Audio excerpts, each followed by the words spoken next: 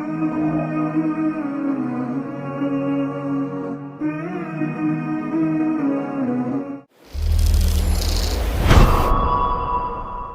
walhamdulillah wassalatu wassalamu ala rasulillah wa ba'd. Assalamualaikum warahmatullahi wabarakatuh. Sa ngalan ng Allah, ang pinakamawin, ang pinakamahabagin, ang lahat ng pagpupuri at pasasalamat ay nauupo lamang sa Kanya. Nawa ang Kanyang pagpapala, kapayapaan at pagpugay ay sa ating mahal na Propeta Muhammad sallallahu alaihi wasallam, sa Kanyang mga pamilya, sa Kanyang mga sahaba, at sa lahat ng mga Muslim na tumatahak sa matuwid na landas hanggang sa huling araw.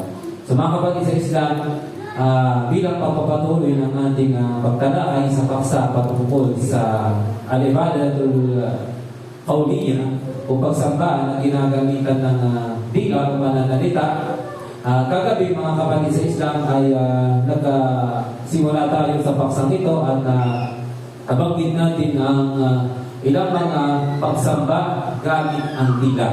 At ang una na rito ay ang pagbabasa ng Quran. Na pagbabasa ng Quran ay kabilang sa mga pagsamba sa Allah subhanahu wa ta'ala na ginagamitan ng ating dila.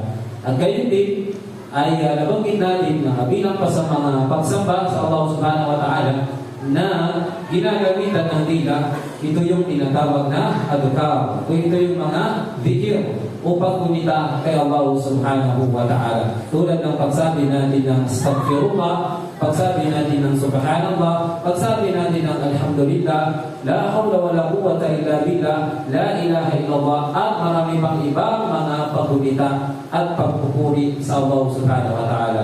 Na kung saan, mga kapatid, kapag isinasagawa ng isang Muslim itong paggunita kay Allah subhanahu wa ta'ala, ito ay pagsamba na walang kahirap-hirap. So nabanggit natin ito kagabi. Hindi natin kailangan magpakapagod, maglakad ng malayo, magbuhat ng mabigat, o ano pang mga mabibigat na gawain.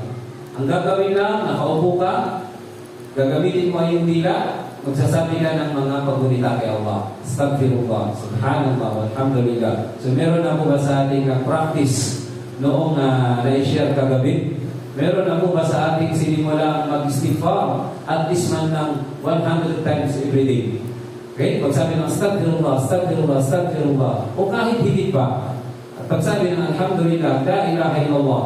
So mainam, paramihin po natin ang paggunita sa Allah subhanahu wa ta'ala. Sapagkat ang paggunita kay Allah subhanahu wa ta'ala, mga kapatid sa pananampalatayang Islam, ay kahintulad din, sabi ng Propeta sallallahu alaihi wasallam, mathalul ladhi yadhkuru rabbahu wal ladhi la yadhkuru rabbahu mathalul hayyi wal mayyit.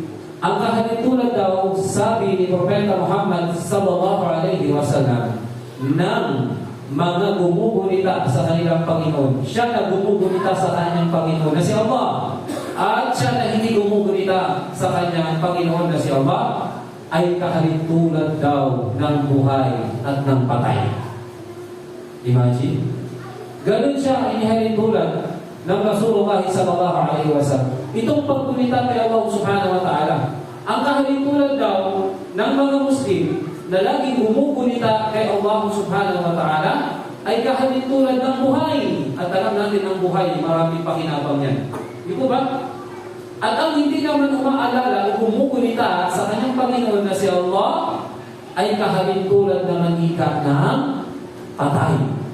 Mayroon pa bang silbi ang patay? Di ba? So napakadaling maunawaan. Kaya mamili tayo. Alin sa dalawang nabanggit natin gustong mapabilang? Sa mga gumugunita na buhay o sa mga hindi gumugunita na tila bang parang mga patay?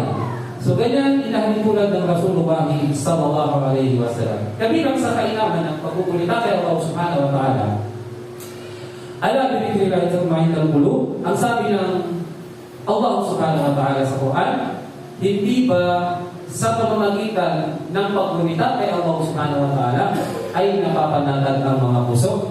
Anong sagot, mga kapatid? Ha? Hindi ba sa paggunita kay Allah napapanatag ang puso? Tama o hindi? Tama. Kaya naman, maunawaan din natin, mga kapatid, Kapag tayo ay mayroong mga pinagdadaanan, uso ngayon, depression, di ba? Stress, nadidepress ka. Ano ba yung pakiramdam ng depress? Di ba? Ang daming iniisip, nababagabag, tumiro, di malaman ang gagawin. Di ba? So ang sabi ng Allah, hindi pa sa pamamagitan ng paggunita, kaya Allah napapanatag ang mga puso. Minsan nakakalimutan natin itong binanggit ng Allah, solusyon sa ating mga depression, sa ating mga pinagdadaanan. Kasi minsan, kapag mayroong mabigat na pagsubok na dumating sa atin, nakakalimutan natin gunitain ng Allah. Kung ano-ano mga iniinom na gamot, mga stress drugs, ang dami, di ba? Mga inaamoy, papatherapy, pero yung binanggit ni Allah na sa pamamagitan ng paggunita sa Kanya napapanatag ang mga puso, minsan nakakalimutan natin. Di ba ba? Libre. At pag ginagawa mo na isusulat pa ng anghel ang good deeds sa iyo, kasi meron tayong anghel, sa kanan nagbilis ng good deeds. Ang bawat paggunita kay Allah na binabanggit ang ating mga ina, na isusulat dyan ng anghel sa ating kanan. Wow, ba?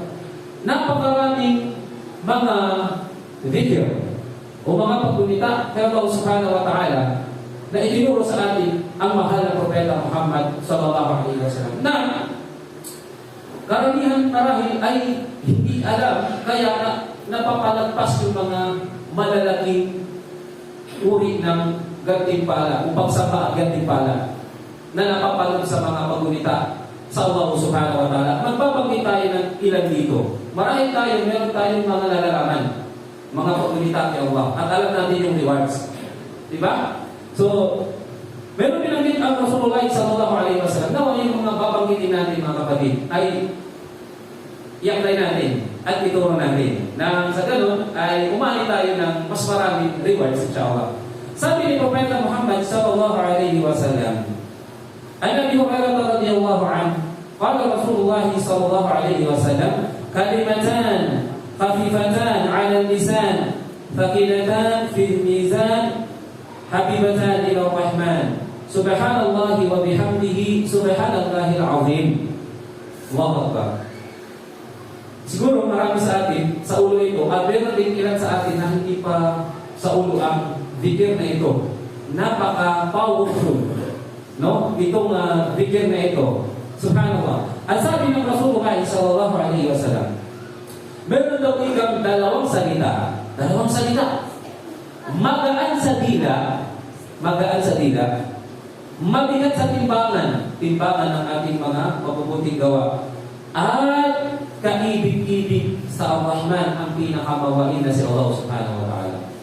Ano itong dalawang salita na ito? At subukan natin isaulo ngayon din at paulit-ulit natin banggitin isama sa ating mga sauladong mga video. Ang sabi, ito daw yung pagsabi ng subhanallahi wa bihamdihi, kaluwalhatian kay Allah at papuri sa Kanya, at subhanallahil azim, kaluwalhatian kay Allah ang pinakadakila, ang napakadakila. Dalawang salita, magaan sa dila, mabigat sa timbangan ng ating mga mabubuting gawa, at kaibig-ibig sa Ar-Rahman na si Allah subhanahu wa ta'ala. So ba natin malugod sa atin ang Allah subhanahu wa ta'ala, dalugdan tayo ng Allah, banggitin natin ito. Subhanallahi wa bihamdihi. Sundan niyo mga kapatid. Subhanallahi wa bihamdihi. Subhanallahil azim. So memorize natin yung subhanallah. Dagdagan lang natin subhanallahi wa bihamdihi, subhanallahil azim.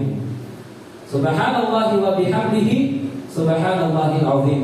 Subhanallahi wa bihamdihi, subhanallahil azim.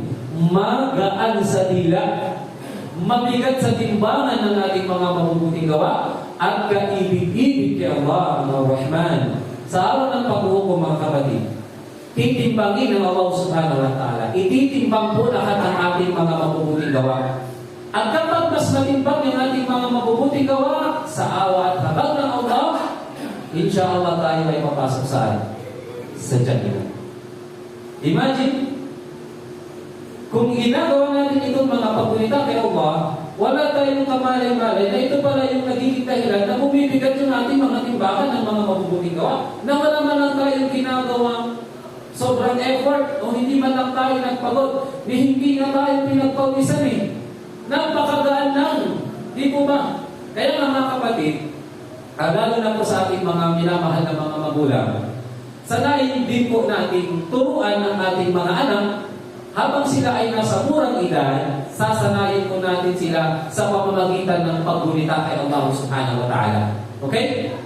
Makiknawa ay nakikinig po ang lahat at ang ating mga cellphone ay ginagamit natin sa pag-take note at hindi po sa paggamit ng social media habang meron po tayong ibinabahagi kaalaman. Inshallah. Pahalagahan po natin ang mga ganito na pag-aaral dahil tunay na tayo ay magkakabenepisyo rito. Inshallah. At mga kapatid sa Islam, turuan sa murang edad ang ating mga kabataan. Dahil mga kapatid, isa sa mga nakakalungkot na nangyayari ngayon, kapag natin ngayon, napakaraming mga natutunan ng mga kabataan. Pero mga masasamang salita, napakasakit pakinggan ng tainga.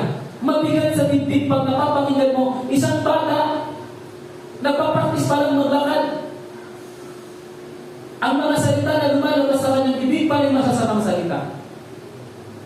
Siyempre, bangda hindi yung nagkakasala. Pero kanino babalik yung puna? Saan? Sa magulang. Kanina lang, nagulat tayo, may bata, sumigaw, ULOL, sa loob ng masjid. Ang sakit sa tainga, mabigat sa dibdib. Kapag naririnig natin, kabataan Muslim, ang lumalabas sa bibig, masasamang salita. At masakit pa, minsan nagmumura. So, kanino babalik ito? Kanino pagkukulang ito? Sino ang mapipintasan? Ang ano? Masisisi ang magulang. Kaya dapat mga kapatid, ito ay paalala bilang pagmamahal at pagmamalasakit na sagipin natin yung mga kabataan natin. Minsan lunod na sila sa social media at kung ano-ano mga masasamang salita yung napapakinggan nila na yun ang ginagaya nila. Totoo po. Lunod na yung mga kabataan natin, nakakaawa silang pagmasdan, oras ng kainan, nanunood, baliwala. Di ba hindi na natutupan ng kasalan? Ang lumalabas sa bibig, masasakit na salita. Imbis na yung marinig mo sa bata, pagpuri sa Allah, naririnig mo sa kanya yung mga masasakit na salita, masasamang salita. Saan niya nakukuha? Kalimitan po sa social media. Kailan pa magigising ang mga magulang? Kailan tayo maawa sa ating mga anak? Ang pabata pa. Imbis na zikir, paggunita sa Allah, inilulumpok natin sila. Kaya wala silang natutunan. Sa panahon ng mga salaf, ang mga kabataan sa murang edad nakakasaulo ng Quran. 6 years old, 4 years old, 5 years old, nakakasaulo ng Quran. Ngayon, ano ang nangyayari sa ating mga kabataan ngayon? Ang hinahawakan maghapon, cellphone. Ang natutunan, hindi naayon sa Islam. Tandaan natin, ang bata hindi yan mananagot kasi wala pa sa tamang edad, wala pa sa tamang pag-iisip yan. Ang mahirap, ang mga magulang ang nananagot sa Allah Subhanahu wa Ta'ala. Tayo ang mas'ul. Tayo ang itinalaga bilang tagapangalaga, tagapangasiwa sa ating pamilya, sa ating mga anak. Paano tayo maharap kay Allah Subhanahu wa Ta'ala? Ano ang iyaharap natin kay Allah Subhanahu wa Ta'ala? Kahit alam ko nila, nakakatuwa yung mga magulang. Sa kabila ng nag-aaral ng kanilang mga anak sa eskwelahan, binibigyan nila ng panahon para turuan, magbasa ng Quran. Ini-enroll nila kahit sa online man lang, nagbabasa ng Quran. Kaya ano nangyari? Mula pagkabata, unti-unti na tumutumbasa ng Quran. Alhamdulillah, jazakumullah khairan sa mga mga kapatid. At sa mga kapatid naman na medyo nakukulang, at minsan mahirap, aminin natin yung pagkukulang natin. Kasi kung hindi natin aminin ngayon yung pagkukulang natin, baka tayo yung magsisipag lumaki yung mga anak natin. Wala na sa ayos yung kanyang asal. Sinisira. Umahil natin. Ito yung katotohanan. Sinisira minsan. No? Yung social media na yan. Yung kaisipan ng mga kabataan natin. Mga magulang. Mga kapatid, maawa tayo sa ating mga anak. Maawa tayo sa ating mga kabataan. Kung hindi nila maiwasan yung paggamit ng cellphone, bakit hindi natin i-download dyan yung mga account Islam? Yung mga sura, yung mga tingin. na yun yung magkakasanayan nila na magpapapanatag sa kanila, na magiging masaya sila pag pinapanood nila. Hindi yung pag nag-open sila ng social media, kumikipot, ginagaya, kumakanta, ginagaya, nagmumura, ginagaya, masamang expression, ginagaya. Again, tatanungin ang Allah subhanahu wa ta'ala ng mga magulang. Minsan, baka nakikita rin ito ng anak sa kanyang magulang. Di po ba? Kaya niya ginagaya. So, paano tayo magiging muharap sa ating mga kabataan? Kung tayo mismo nakikita ng ating mga anak, hindi tayo nagbabasa ng Quran, hindi natin sila tinuturuan ng trigger. Wala tayong time para turuan sila.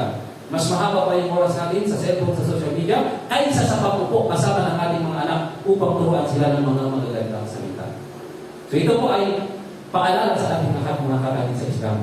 Ang hangad natin sa ating mga kabataan, sa ating mga kapatid, sa ating lahat ay kabutihan. At ayaw natin dumating sa punto na mahuli ang lahat, magsisi tayo, lumaki sila. Subhanallah, mas mahirap na silang disiplinahin kapag sila ay marami na. Subhanallah. Okay, so medyo napakaba tayo dyan kasi kanina talaga yung ating tenga talagang parang pinukpok yung marinig natin yung hindi ko dito sa loob ng machine mismo, isang bata. Nagsasabi ng U-N-O-N. Malutong. Yo bro. Napakalutong. So, siguro, naging normal na yun. So, sana, ay maagapan natin at may gawin tayong hakbang, mga kapatid. May gawin tayong hakbang, pamamaraan, upang matarbiya at mas disiplina po natin yung ating mga kabataan. Maawa po tayo sa kanila. Mata nila, murang edad, malabo na. Pag-isip, ang hinahanap, cellphone. Pag umiyak, kailangan ng cellphone. Pag hindi mapatahan, cellphone. Ano yan? Cellphone therapy. Wala siyang natututunan sa Islam.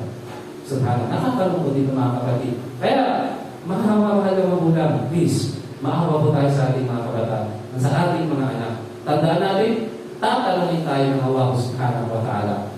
Dahil tayo ang itinalaga ni Allah bilang tagapangasiwa sa ating mga anak. So yung mga kapatid sa Islam, naisipin natin na dyan tuloy napahaba. No? Now ay nagdulot ito ng kabutihan, insyaAllah. At itong mga nababanggit nating mga video, napakarami pa. InsyaAllah, madadagdagan po natin ito sa mga susunod na ating pagtalakay. So yan, ang dalawang salita, itinuro ni Propeta Muhammad sallallahu alaihi wasallam, dalawang salita, mabigat sa timbangan, na kaibig-ibig sa Ar-Rahman, magaan sa dila, mabigat sa timbangan ng ating mga mabubuting gawa, at kaibig-ibig sa Ar-Rahman na si Allah subhanahu wa ta'ala. Subhanallahi wa bihamdihi wa subhanallahi azim. So hanggang muna, kung ano man po yung nasabi natin pagkukulang at kamalian, kung meron mga medyo na alok ang kanyang damdamin, ang hangat po natin dito ay kabutihan at hindi po tayo galit. Nawa ay gawing daan ng Allah subhanahu wa ta'ala, way, itong ating mga naibibigay na paalaala, nang sa ganun ay gumising tayo sa katotohanan. At gumawa tayo ng paraan upang sa ganun ang ating mga kabataan sa murang edad, Islam ang may pasok natin sa kanila. Pagbulita sa Allah subhanahu wa ta'ala. Pagbabasa ng Quran, matuto sila ng kaasalan sa pananampalatayang Islam. At ano man ang nasabi natin kabutihan, ito ay nagmula lamang kay Allah subhanahu wa ta'ala. Alhamdulillahi rabbil alamin. Subhanakallahumma wa bihamdik, wa nashhadu an la ilaha illa anta nastaghfiruka wa natubu ilayk. Assalamu alaikum warahmatullahi wabarakatuh.